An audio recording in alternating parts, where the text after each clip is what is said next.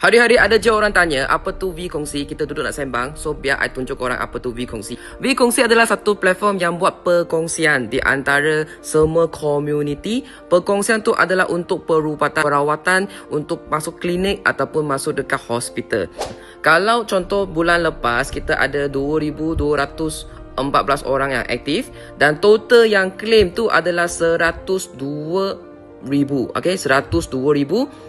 Total purata seorang adalah RM46.35. Ada 14 kes yang sudah approve. So guys, hari ni kalau you join V Kongsi, katalah kita ada 3,000 sekarang kan, 3,000 orang dekat aktif sini. Kalau bulan ni claim tu adalah 100,000, you bahagi dengan 3,000, itulah dia. Contoh 30 lebih ringgit tu adalah duit yang korang bayar untuk perubatan. Itu adalah caruman bulanan yang korang bayar. Bayangkan korang bayar tak sampai, tak melebihi RM50 sebulan. Dan korang layak dapat perlindungan sebanyak RM1,000,000. Murah kan? Dan guys, jangan lupa untuk nak join V Kongsi, kita ada satu fees lagi yang kena bayar. Fees tu adalah fees membership. So membership tu sangat murah. Dia dalam sebulan hanya RM30 saja. So contoh kan, kalau hari ni tak ada orang claim langsung, korang hanya perlu bayar RM30. Kalau ada orang claim, maksimum yang korang bayar adalah 30 campur caruman yang 50 tu adalah total 80 saja.